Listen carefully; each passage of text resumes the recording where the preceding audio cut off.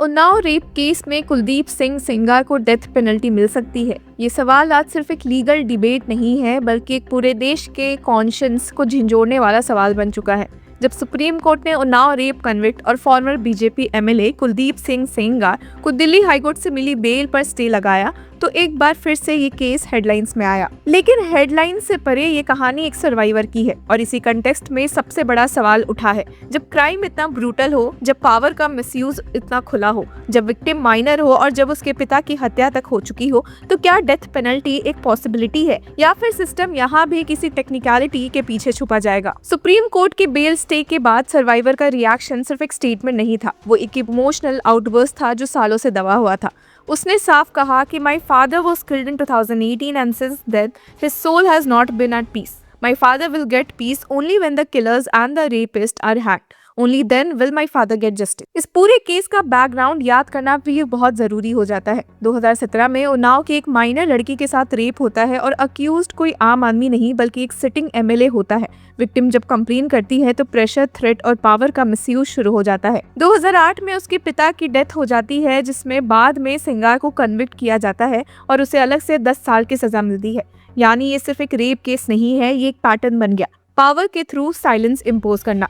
अब जब दिल्ली हाईकोर्ट ने सेंगार की लाइफ सेंटेंस सस्पेंड करके उसे बेल दी, तब सर्वाइवर ने खुद कहा कि I do not know what was going on in the जजेस mind while granting him bail. Only the judge knows how much sympathy was shown towards him. ये statement system पर एक सीधा अटैक था, लेकिन साथ ही एक सवाल भी, क्या सिंपैथी हमेशा अक्यूज्ड के लिए होती है? इसी बैकग्राउंड में सुप्रीम कोर्ट का इंटरवेंशन आता है। सीबीआई की अपील पर हियरिंग करते हुए सुप्रीम कोर्ट ने दिल्ली हाईकोर्ट के ऑर्डर पर स्टे लगाया। बेंच, जो कि सीजे सूर्यकांत लीड कर रहे थे, ने एक इम्पोर्टेंट ऑब्जर्वेशन दिया। We are conscious of the fact that when a convict or an under trial has been released, such orders are not ordinarily stayed by this court without hearing such persons.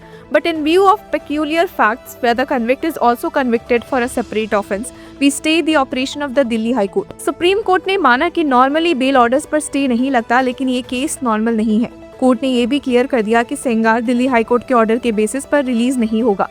ये survivor और उसकी family के लिए एक बड़ी relief थी। और अब अगर उस सवाल पर आए कि क्या सेंगार को इस केस में डेथ पेनल्टी मिल सकती है, पॉक्सो एक्ट के तहत अगर स्ट्रिक्टली देखा जाए तो डेथ सेंटेंस का सवाल इस केस में काफी लिमिटेड एंड लीगली कॉम्प्लेक्स है।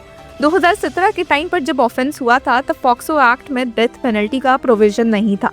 उस वक्त section 5 aggravated penetrative sexual assault के लिए मैक्सिमम पनिशमेंट लाइफ इम्प्रिजनमेंट थी, डेथ सेंटेंस नहीं। डेथ पेनल्टी पॉक्सो में 2019 अमेंडमेंट के बाद इंट्रोड्यूस हुई और सुप्रीम कोर्ट का सेटल्ड प्रिंसिपल है कि पनिशमेंट रेट्रोस्पेक्टिवली अप्लाई नहीं हो सकती अगर वो हार्शर हो।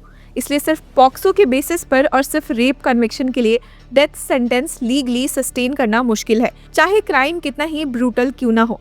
हाँ, अगर प्रोसिक्यूशन ये इस्टेब्लिश करे कि रेप के बाद मर्डर या conspiracy to murder directly link थी विक्टिम या उसके परिवार के खिलाफ, और अगर कोई ऐसा चार्ज आईडीसी के अंडर सक्सेसफुली प्रूव होता है जहाँ rarest of rare doctrine apply हो, तब डेथ पेनल्टी का स्कोप बन सकता है। लेकिन सिर्फ पॉक्सो के तहत इस केस में डेथ सेंटेंस मिलना लीगली अनलाइकली है। अब आते हैं इस केस के सबसे क्रूशियल लीगल पॉइंट पर, पॉक्सो एक्ट के अंदर पब्लिक सर्वेंट की डेफिनेशन।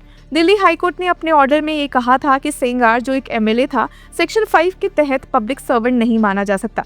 इसी वजह से उस पर एग्रेवेटेड पेनिट्रेटिव सेक्सुअल असॉल्ट का सेक्शन अप्लाई नहीं हुआ। इस लॉजिक के चलते उस पर सेक्शन 3 अप्लाई हुआ, जिसमें मैक्सिमम पनिशमेंट 7 साल है। क्योंकि सेंगार 7 साल से ज़्यादा जेल में रह चुके थे, तो हाईकोर्ट ने उनकी सेंटेंस सस्पेंड कर दी। अब सीबीआई की तरफ से सॉलिसिटर जनरल तुषार मेहता ने सुप्रीम कोर्ट के सामने इस इंटरप्रिटेशन को पूरी तरह से चैलेंज किया। एसजी मेहता ने कहा कि considering the intent, object and purpose of the POCSO act, an elected representative who wields enormous power and is in a position of dominance over children will have to be treated as a public servant for the purposes of the POXO Act. उनका कहना था कि अगर एक police constable public servant हो सकता है, तो एक एमएलए या एमपी को कैसे एक्सक्लूड किया जा सकता है। उन्होंने ये भी कहा कि any other interpretation would create an incongruent situation vis a vis an elected representative and a police constable. अब सीजे सूर्यकांत ने खुद कोर्ट की चिंता को एक्सप्रेस किया था और ओरली ऑब्जर्व किया कि please see this definition of public servant under POCSO.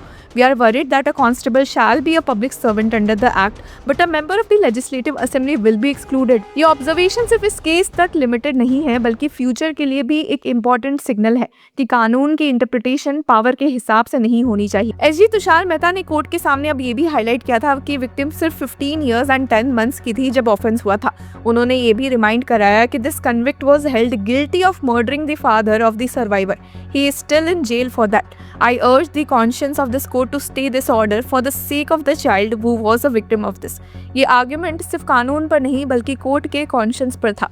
एक और मेजर इशू था 2019 amendment to the POCSO act, जिसमें मिनिमम पनिशमेंट को बढ़ाया गया. दिल्ली हाईकोर्ट ने ये कहकर इस अमेंडमेंट को अप्लाई नहीं किया कि ऑफेंस अमेंडमेंट से पहले का है. इस पर एसजी मेहता ने कहा कि अमेंडमेंट ने कोई नया ऑफेंस क्रिएट नहीं किया है बल्कि सिर्फ पनिशमेंट को इन्हांस किया. उन्होंने सेक्शन 42A का रेफरेंस दिया और कहा कि हाईकोर्ट ने इस एस्पेक्ट को प्रॉपर्ली डील नहीं किया. अब सुप्रीम कोर्ट ने स्टेज पर दिल्ली हाईकोर्ट के ऑब्जर्वेशन पर फाइनल वर्डिक्ट देने से बचने का रास्ता चुना. सीजीआई ने एक बैलेंस स्टेटमेंट दिया, कहा कि ऑल इंडिविजुअल्स इंक्लूडिंग जजेस आर प्रोन टू एरर. साथ ही उन्होंने इस बात पर भी कंसर्न रेज किया कि हाईकोर्ट के जजेस को सोशल मीडिया पर टारगेट किया जा रहा है. सीजीआई ने कहा कि very unfortunate, we are not sitting in ivory towers, don't try to browbeat the system. SG Mehta ने भी जजेस के खिलाफ क्रिटिसिज्म को कंडेम किया और उन्हें जजेस विद अनइम्पीचेबल इंटीग्रिटी कहा. अब इस पूरे केस में एक चीज क्रिस्टल क्लियर है, ये सिर्फ कुलदीप सिंह सेंगार का केस नहीं है, ये एक टेस्ट केस है हमारे जस्टिस सिस्टम के लिए. क्या कानून पावर के आगे झुकेगा या फिर विक्टिम के साथ खड़ा होगा? क्या पब्लिक सर्वेंट की डेफिनेशन इतनी नैरो होगी कि एमएलए बच जाए या फिर इतनी ब्रॉड होगी कि पावर का मिसयूज रोक सके? और सबसे इम्पोर्टेंट, क्या न्याय सिर्फ टेक्निकलिटीज तक सीमित रहेगा या फिर विक्टिम के दर्द को भी उतनी ही अहमियत मिलेगी? तो व्यूअर्स, इस मुद्दे पर आपकी क्या राय है? Do let us know in the comment section. Until then, keep following law चक्र.